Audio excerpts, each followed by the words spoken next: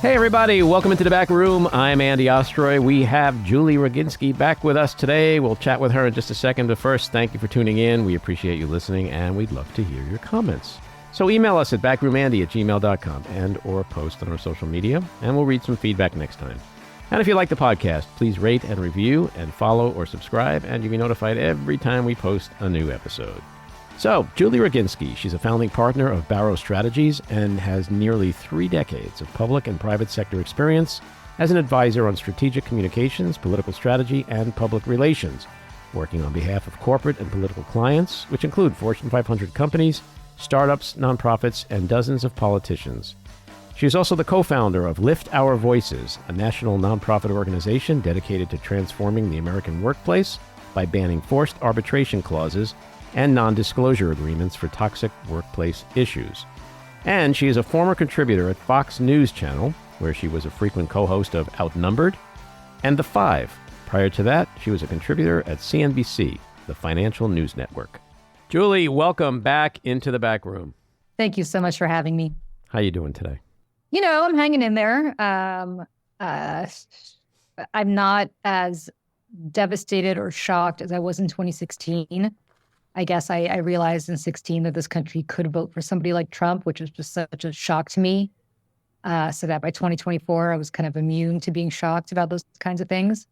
But obviously incredibly sad and disappointed and fearful for my son's future, fearful for the world, and just holding my breath to see what happens on January 20th. What do you fear most? You know, we are about to have a government that, and therefore a country that is entirely weaponized in the service of one human being, whether people realize that or not. The economy that he has been trashing nonstop will be the greatest economy on earth at 12:01 p.m. on January 20th when he takes the oath of office. But the metrics are the same as they are today.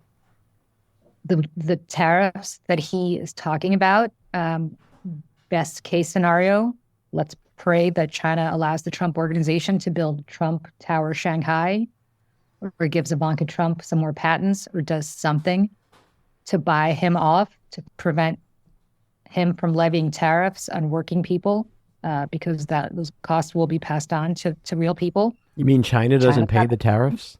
Yeah, I mean, believe it or not, China doesn't pay the tariffs. But also, you know, I'm a little bit terrified about the failure on the part of Democrats, and I include myself in this analysis, of being able to communicate effectively with voters, with everything that we know about Donald Trump, with everything that Joe Biden has done as president. Overwhelmingly, the country voted for Trump. Not even that he got it through the Electoral College like he did in 2016. I mean, he got the majority of the vote, and grew his margins among people who used to be part of the Democratic coalition. So, you know, I think Democrats need to also take a step back and give some thought to why that is, and what we can do to change that, and change that quickly. There's another election. There's always another election. But I'll say to you, in less than 365 days, there's an election for governor in New Jersey, for instance, and in Virginia. But in New Jersey, Donald Trump did exceedingly well. He came within 5 points of winning, one of the bluest states around.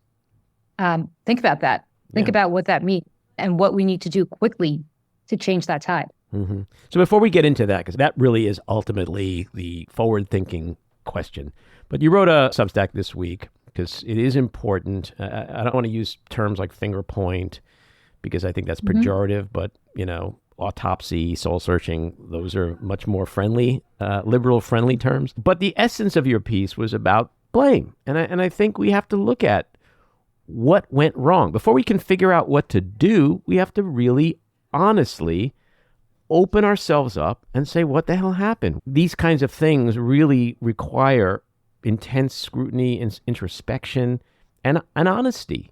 We have to be really honest and stop bullshitting ourselves. So what do you think went wrong? Who do we look at and go, probably shouldn't have done that, probably shouldn't have done that, probably shouldn't have said this or that? This is not to blame anybody, because we have some really good communicators on our team. And I'll give you an example. John Fetterman. Well, here, to back up, I think the reason voters like Donald Trump, as much as it galls me to say, is because they don't think of him as a politician. They think he's authentic. And I've thought a lot about that Access Hollywood tape from 2016, which we were all very outraged about, the grab them by the pussy comment.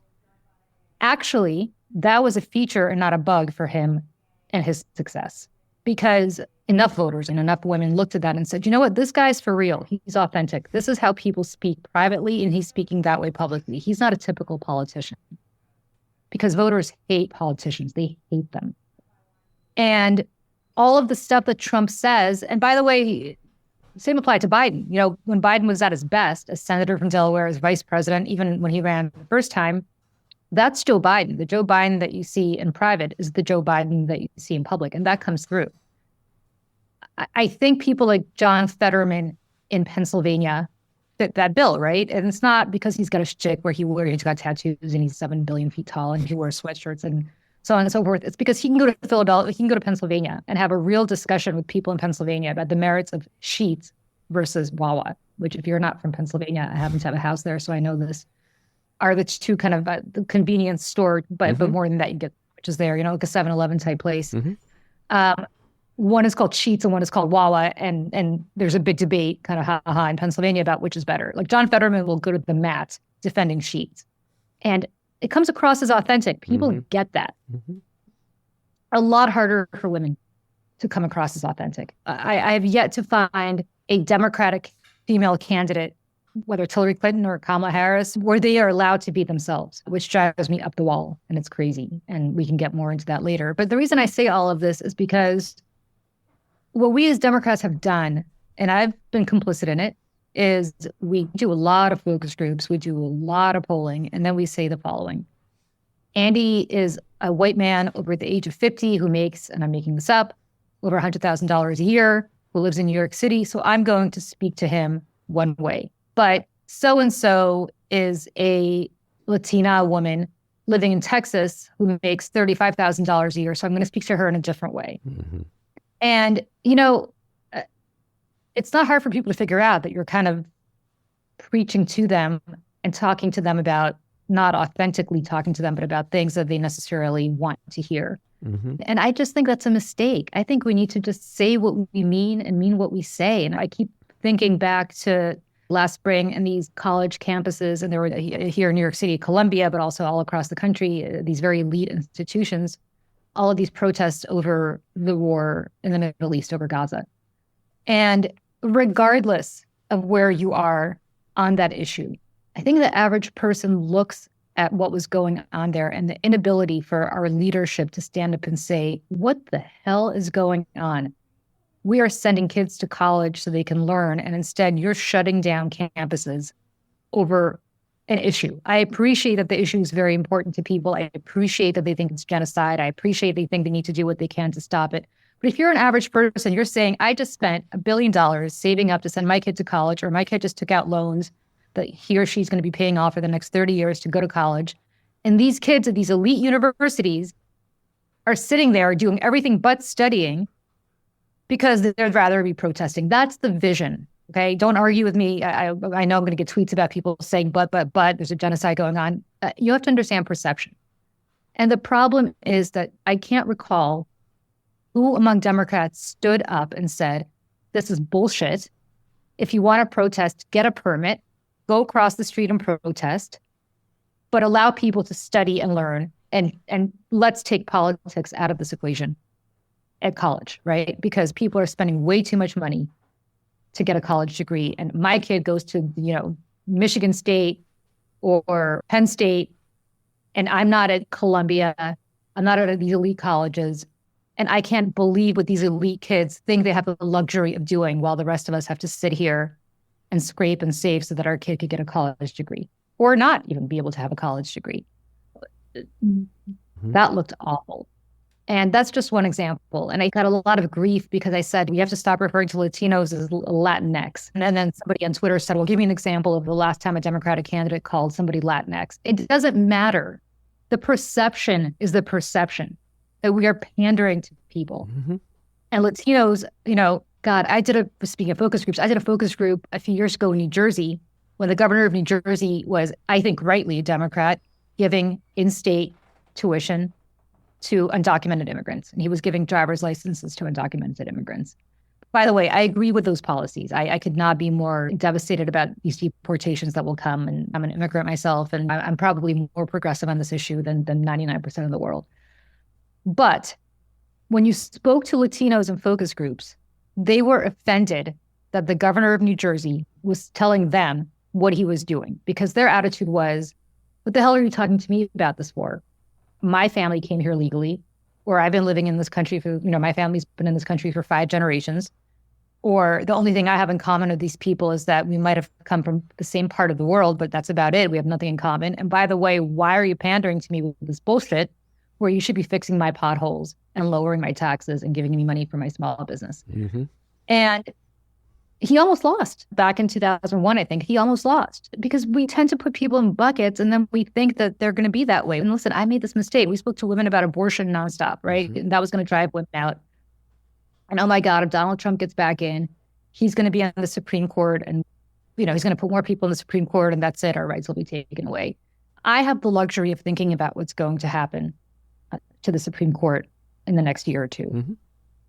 College-educated women who voted for Kamala Harris have the luxury of thinking about that too, because they tend to have more money and they tend to have the luxury of being able to think about something beyond the next 2 seconds. But you have real people out there who are deeply, deeply troubled financially. They're squeezed because they're taking care of their parents at the same time they're taking care of their kids, and they don't have the money for rent or for food or to buy their kid a baseball uniform or to get gas. And we kept talking to them about, my God, abortion, the Supreme Court, yada, yada. When abortion was on the ballot, they voted to preserve it. But they had other priorities besides that, right, for president. And the priority was that we kept saying to them, inflation is coming down. It's not a big deal. Let me tell you, 2.8% economic growth in the last quarter, 3% economic growth in the quarter before that. And our economy is the envy of the world. And here's the Economist cover that says the United States economy is the envy of the world. They don't have time for that bullshit. They're sitting there saying, I can't afford to put food on the table. And you're telling me that the economy is great and, life is fantastic. So from that perspective, it's really pretty stark how much we didn't appreciate the pain that people are in and kind of condescended to them. And I wrote that column and I said, it's time to get real and it's time to speak to people like we have common sense. Mm-hmm. And yeah, I went a little viral as a companion CNN piece did, but stand by it. If we don't start listening to people instead of preaching at them and talking to them, we're going to keep losing. Well, that's so true. And you mentioned Columbia. You're spot on, in my opinion. And I remember this one clip of a lot of students blocking entrances and preventing kids from getting to class. And there was this one girl, and she was trying to get through. She was like, let me through, let me through. And the kids were screaming at her. And she's like trying to push her way past a couple of kids. And as she just about breaks through, someone screams at her like, you're supporting genocide. And she looks and she goes, I'm just trying to get to fucking class. Jesus. And she walks away. And I have a 20-year-old daughter. She's in college. And I was like, that was it for me in a nutshell, right? It was just the kid was just trying to get to class. You're so right. So I'll just, give you an example from my own life. So my husband actually is a Columbia graduate. He went to Columbia. And he was devastated watching this because he was the first in his family to go to college, right? Mm-hmm. Irish Catholic family, lots of brothers, parents never went to college. And not only was he the first to go to college, he ended up, at a really good school.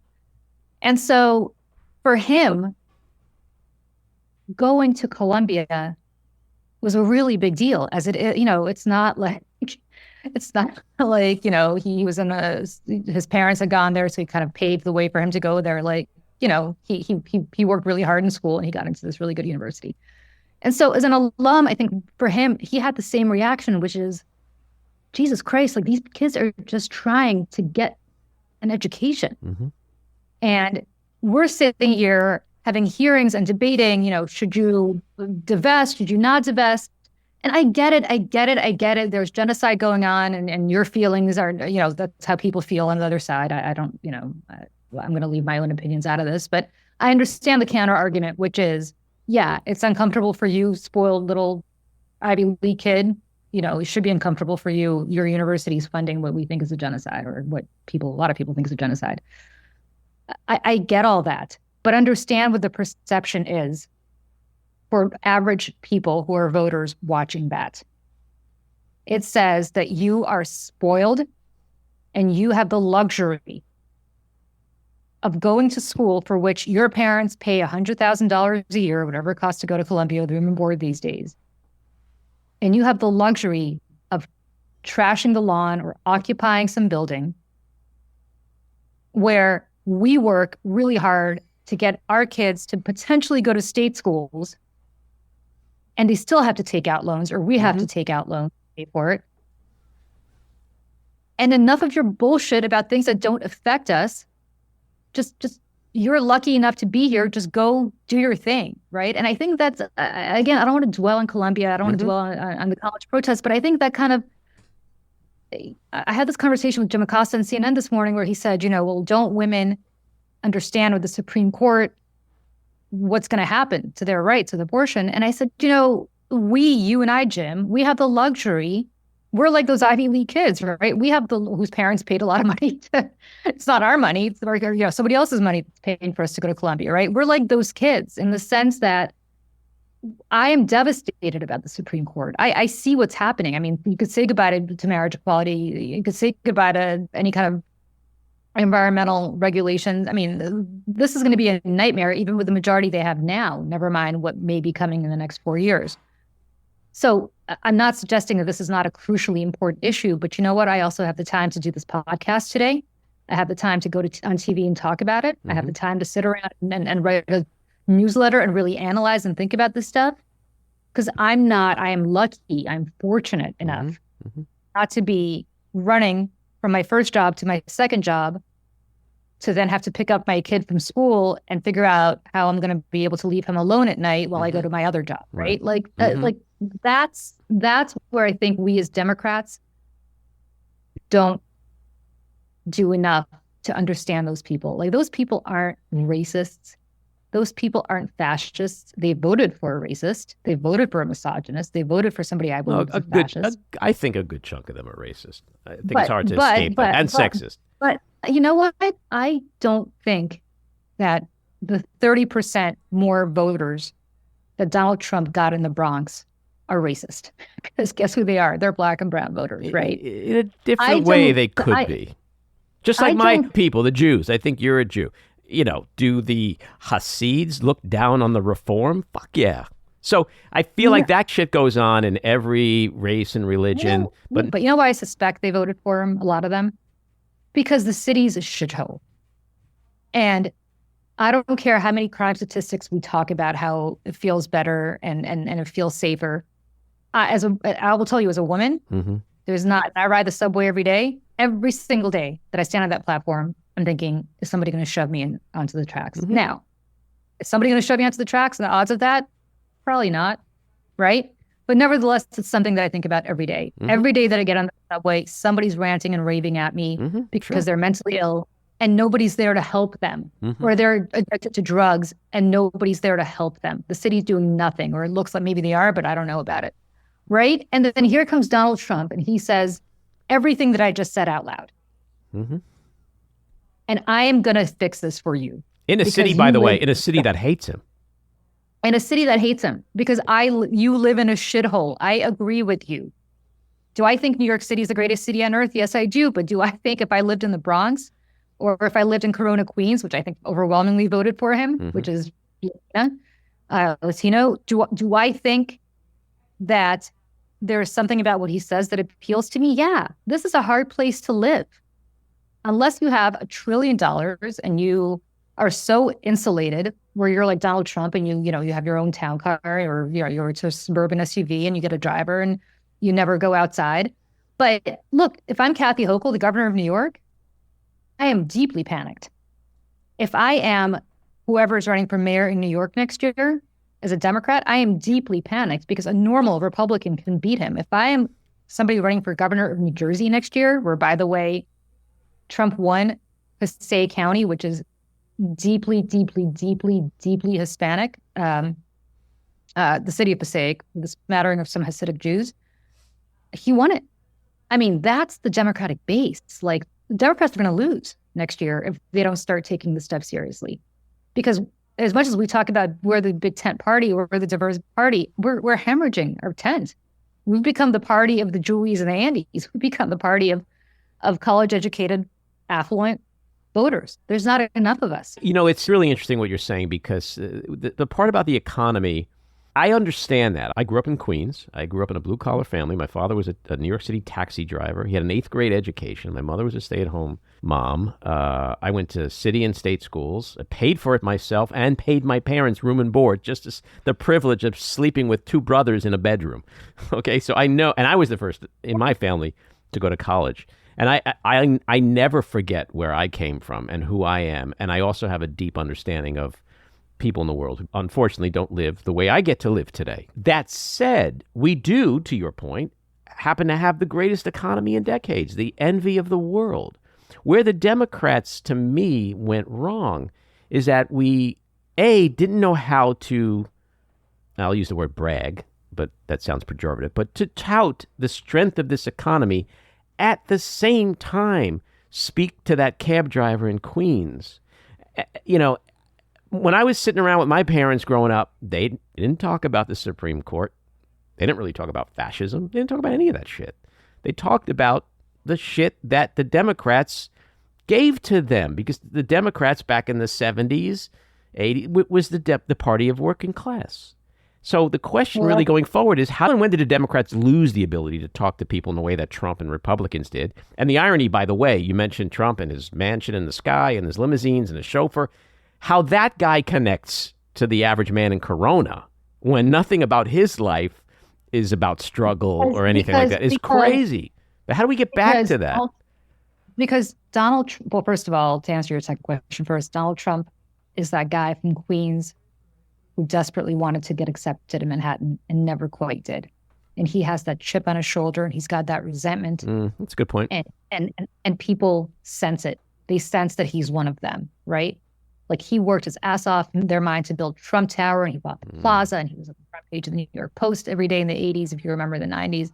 And yet still, Manhattan society did not accept Donald Trump, no matter how hard he worked, no matter who he was, no matter what he built.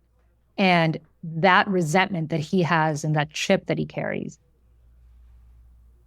truly is reflected in his supporters. They understand, right? Because they work hard too, and they just never get ahead because people like us just talk down to them. We just lecture to them. We tell them that we have the greatest economy in the world, and they can't afford to put food on the table because the price of eggs is high or the price of milk is high. We tell them that life is good, that, you know, Donald Trump is gonna, if Trump gets elected, you know, the world will be over. But they can't afford to pay for basic necessities, so they need to try something else. If you're asking me when Democrats got away from this, I think the last Democratic president who spoke to the working class effectively was Bill Clinton. Sure, I feel your pain. And then I think a lot of them feel that he betrayed them with NAFTA. Well, yes. I mean, in my opinion, we went from I feel your pain to you have no pain. Yeah. And I think the problem with Barack Obama, who was an incredibly successful president, by the way, did more for the working class with Obamacare. Let's start with that. But he came across as this, you know, celebrity. I mean, Barack, ironically enough, grew up poor and in a racially mixed household. So it's not like he had it easy in life. And his name's Barack Obama, by the way. But nevertheless, he came across as this Harvard-educated celebrity, cool guy that all these, like, you know, other cool people could be around at the cool kids table. But if you're living in Saginaw, Michigan, maybe Barack Obama, and part of it, I think, was racial, but not all of it. Not all of it. Some of it was just, you know, this guy just doesn't get us because he's at the cool kids table with all his celebrity friends and we're not. That's the perception, not reality, because as I said, he did a tremendous amount. Joe Biden, as I said earlier, at his best, he's Joe from Scranton, because in private, he is the same way that he is in public. That's Joe Biden. And I think people liked it and appreciated it and understood that he was like them, which is why I think he won in 2020. I mean, he was like them. And I think he would have won in 16 had he been the candidate for that same reason. But as I said, that kind of authenticity that I just described with Bill Clinton, with Donald Trump, and with Joe Biden, it is very hard for a woman to appear that way because we are conditioned, women, to have to be perfect in public, right? To work harder, to be smarter, to be more prepared. With that whole Ginger Rogers line about she did everything Fred Astaire had to do, but backwards and heels. That's us, right? Well, it's like Van Jones said, Donald Trump could be lawless. She had to be flawless. Had to be flawless, exactly. That was a great line. And yet when she is flawless or Hillary Clinton is flawless, they come across as Tracy Flick, right? From I don't know, I remember that movie, Reese Witherspoon from Election, and that comes across as being inauthentic or grasping or whatever it is. And, the first female president will be a Republican because they'll stow that sexism for somebody like a Sarah Huckabee Sanders, right? I don't know if it's going to be her, but I'm just saying it's going to be her. For Democratic women, the sexism on the right that then permeates, and I don't mean to say that all people on the right are sexist, but it is true that Donald Trump leaned very, very, very heavily into sexism and misogyny, and a lot of people loved it and lapped it up. He went on podcasts. And xenophobia and racism, too. Yeah. So it's almost impossible for a woman because I'd like to ask you what you think women are like authentically. Like, I would love to know what authenticity for a woman feels like to voters, because is it that you imagine that we sit around like we're in Sex and the City and just, drink Cosmos and discuss our sex lives? Because a candidate can't really do that. What? Right?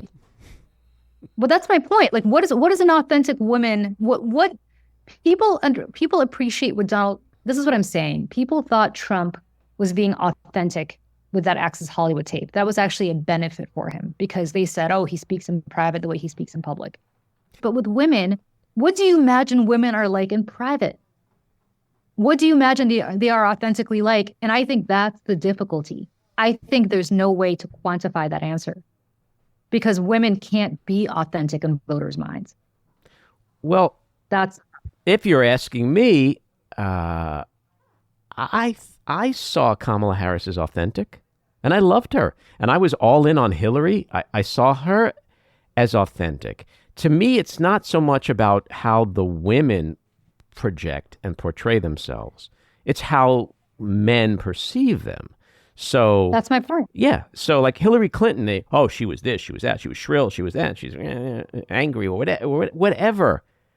But a guy doing the same thing, that's fine. So was Hillary or was Kamala inauthentic, or were they actually being authentic, but men can't deal with that?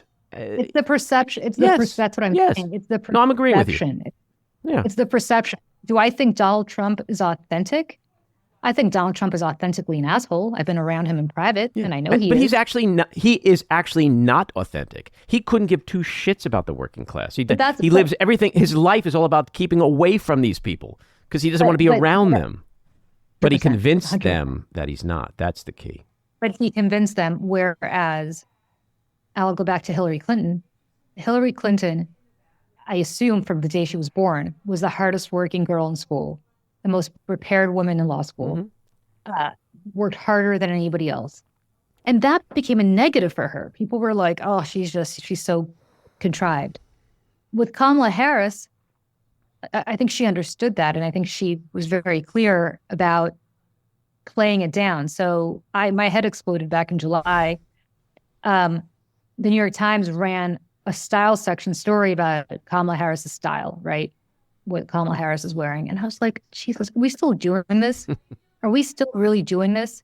And then you saw what she was doing. She started dressing in these suits, that were very monochromatic and so that people wouldn't be talking about what she wore, I assume, wouldn't be talking about what she wore, what she looked like. Rachel Maddow is a great example. Rachel Maddow wears the same goddamn black blazer. I'm sure she swipes them out every day, but the same style.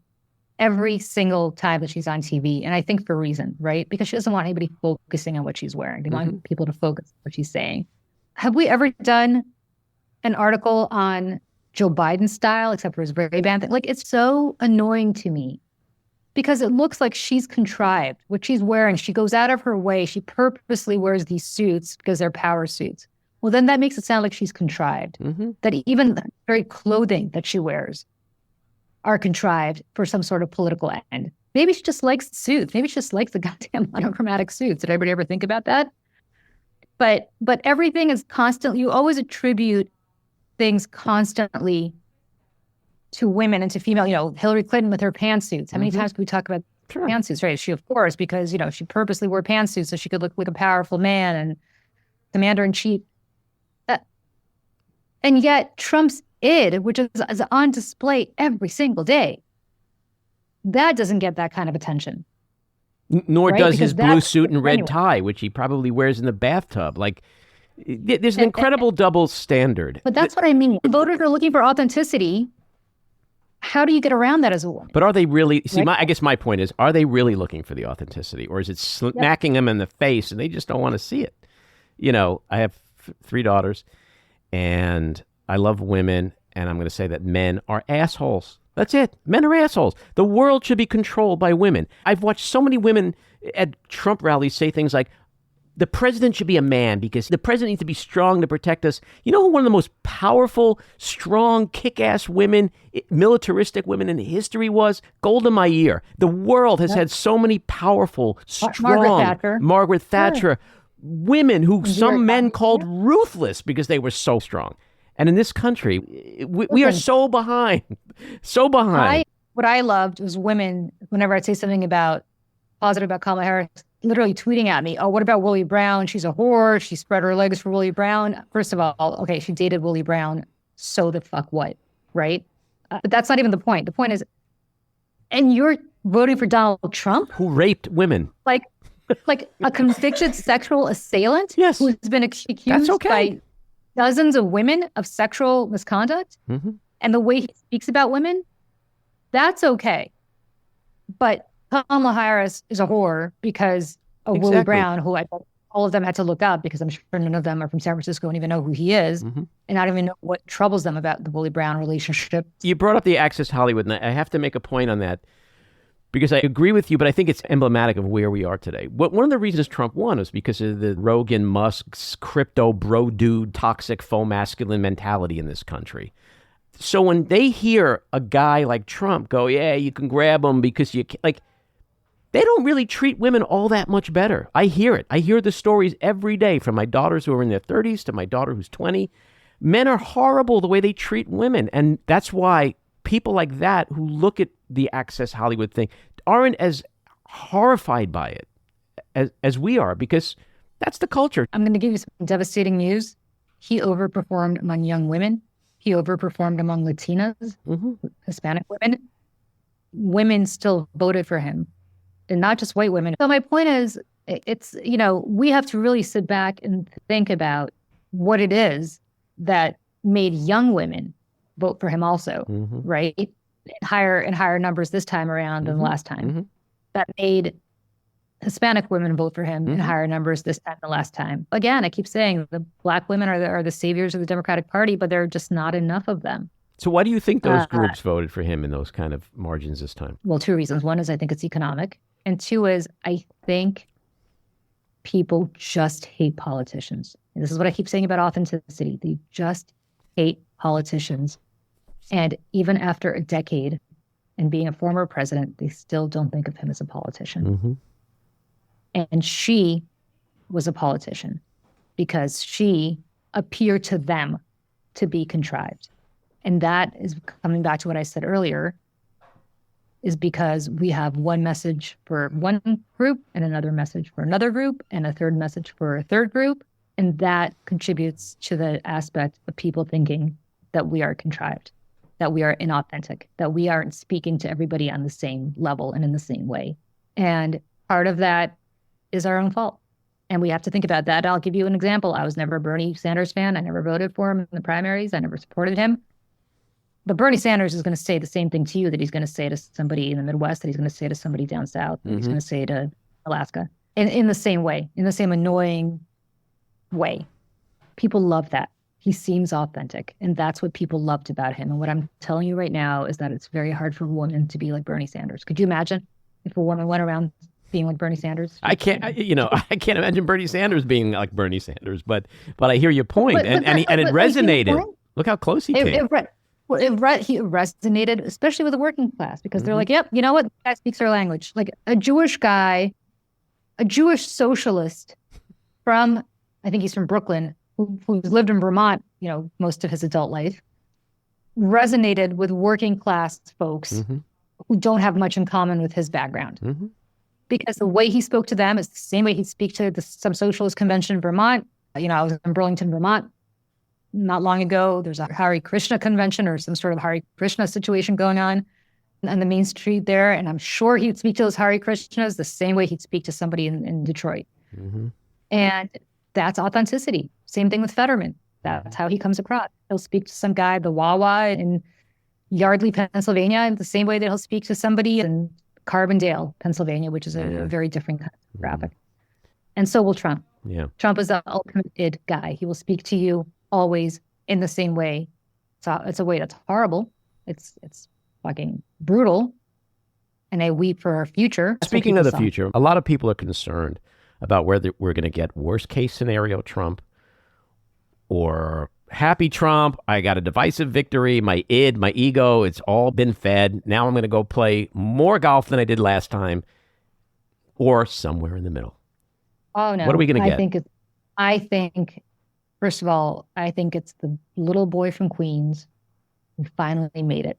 And now he's going to exact revenge on everybody who screwed him along the way. He's Carrie. And I only wish that he went and played golf, but he is going to surround himself with Michael Flynn and people like that. And everybody keeps talking about Susie Wiles, and Susie Wiles is coming in, and she's, an adult. Yeah, good luck with that. She'll try to, if she's an adult, she'll be out of there in 5 minutes. Yeah, John Kelly tried to keep them out of the Oval Office too. She's banking on that promise he made to her. And now he remembers what it's like. And now he knows what he's doing. There's no learning curve anymore. He's had 4 years to stew, to sit at Mar-a-Lago and stew. It's like the Count of Monte Cristo getting out of prison and coming into a fortune and exacting revenge on everybody who put him there. If you've ever read that great book, if you haven't, I recommend it. That's Donald Trump. Well, Julie, I agree with so much of what you say. On this case, I hope you're dead wrong, because that's not going to be... I hope I'm dead wrong, too. I hope I'm dead wrong. The next 4 years are not going to be pretty. Happy note. Happy weekend. You too. Take care. Bye. See you, Andy. This episode of The Back Room was edited and produced by me, Andy Ostroy. It was co-edited and co-produced by Maddie Rosenberg and co-produced by Jen Hammoud. Our theme song was composed by Andrew Hollander, and our logo was designed by Cricket Langell. And special thanks to Patricia Wind. Please take a moment to rate and review the podcast, and also follow or subscribe. Until next time, keep your eyes on Washington, Hollywood, and your own backyards, and have a great week.